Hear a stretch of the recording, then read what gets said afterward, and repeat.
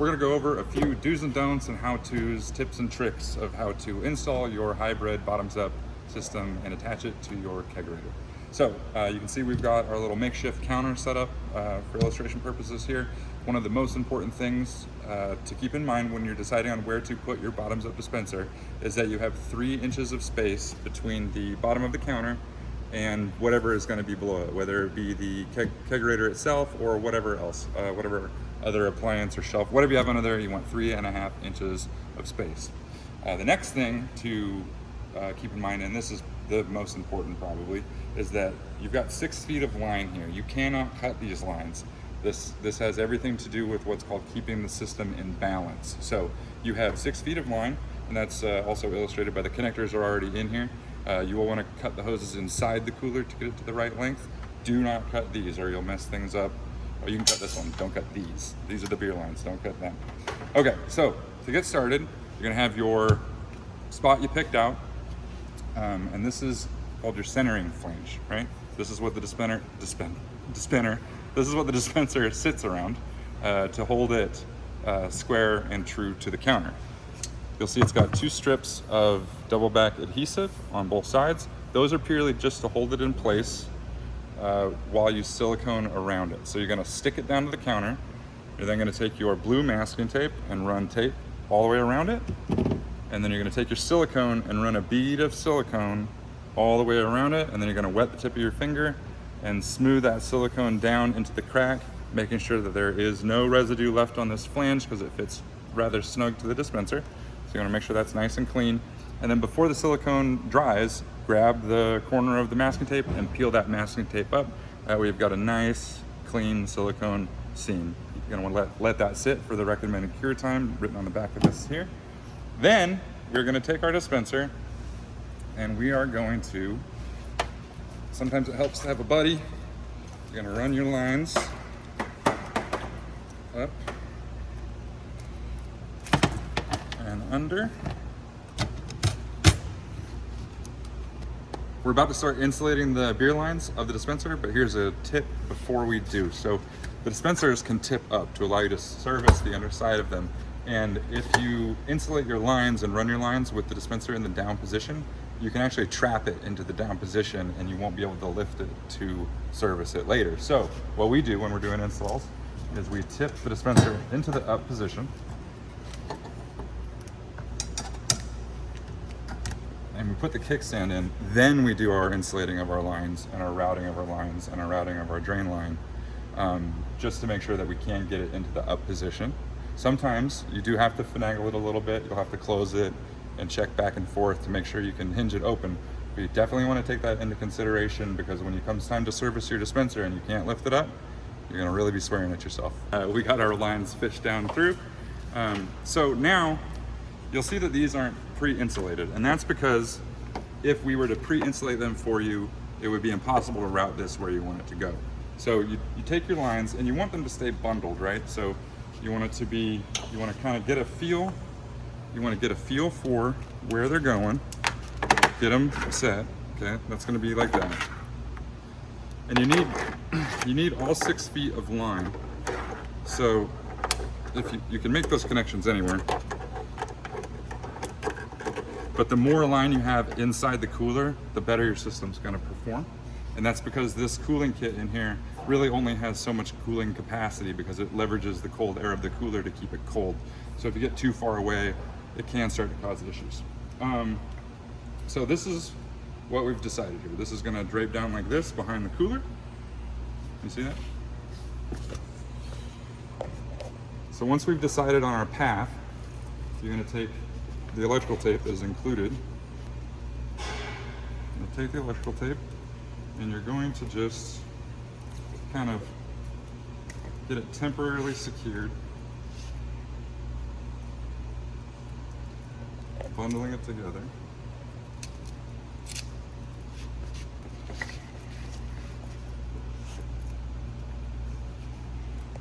So it's a good idea to leave as much of a tail as you can. That way, if you do need to pull the cooler out for any reason, you've got lots of room that it can, this tubing can flex.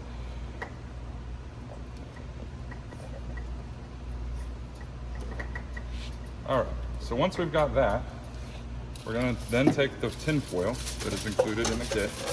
And if you don't have enough, it's just regular old tin foil. You can get it from the grocery store. You can get it from the cabinet in your house. And we are just going to work down the line like this.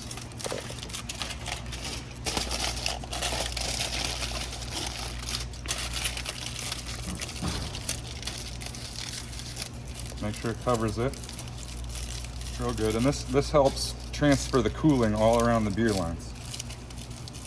Now, you're going to take your electrical tape yet again, and you're going to come back, and you're going to run a wrap around it to secure it in place.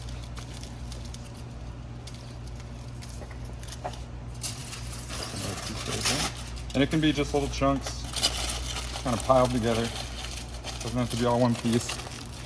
It doesn't have to be fancy. It just needs to cover everything. Just like that. Same thing. Make sure it's stuck down.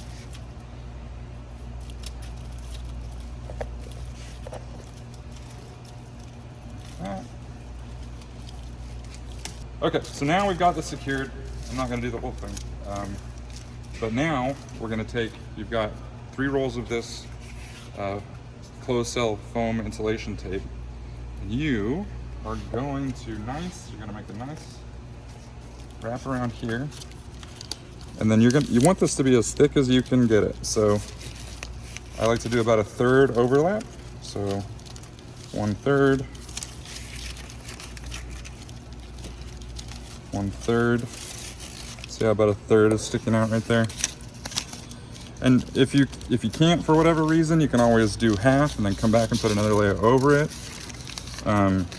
Again, it doesn't really matter what it looks like as long as it's nice and thick. You want it to be as thick as you can get it. The thicker it is, the better its R-value properties are going to be. Okay? Then, so you're going to do that for this whole thing. Then you're going to take your vinyl Titan tape here, which is what this is here. And you're just going to do the same thing essentially. You're going to put a nice wrap. See how it really cleans it all up. And you're just going to keep wrapping down around until you get all the way down around, covering all the insulation with the Titan tape. When you get to this part here, all you're going to want to do, you can see there's a big gap here, or it's a big hole. That's because we saw different sizes of systems that we need to plug into here, so it's universal. But if you've got this insulated and it's still loose, all you're going to want to do is just add more insulation there and then tape it again until it's just a little bit too big, and then shove it in there and it'll be nice and snug. So just add insulation to fill that gap. So now it's time to connect our beer lines, or our 3/8 beer lines, to our restriction lines coming from the dispenser.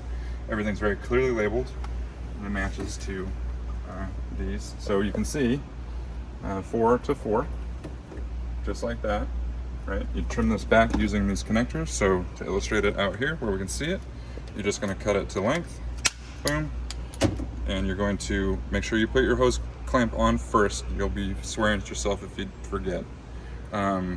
Take this and shove this on here. Now this is very difficult to push on. It helps if you wiggle it like that, just ever so slight wiggle and pressure. It is very difficult to push in. It has to be a tight fit in order to work properly. So now we've got our connector, and we take our crimpers, which are also included in the kit, and you just squeeze right there. There we go. Now we've got that connection made. The last thing that we're going to want to do is we are going to want to hook up our cooling kit. There's a thing of glycol inside here. Just follow the instructions on the side of it for mixing the water and the glycol. But we are going to want to connect our cooling lines.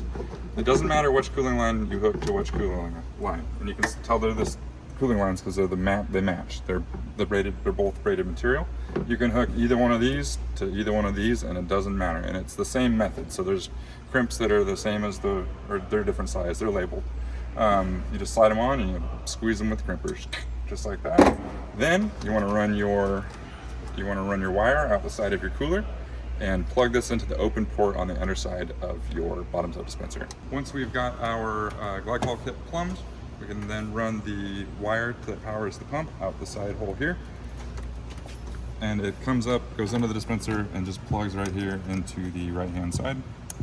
You want to make sure that there's plenty of slack so it doesn't get jerked if you open it. And then zip tie it right here.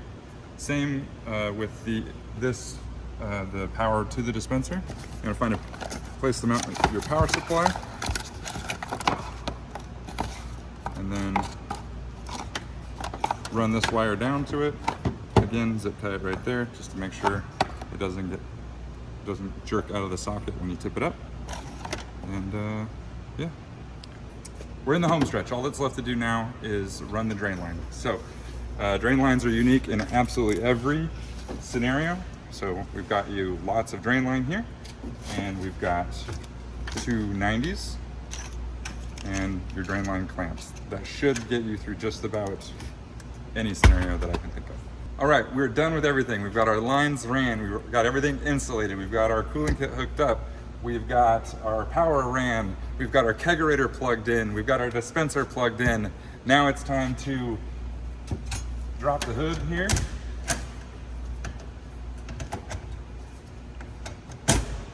Drop the hood, put the kickstand away.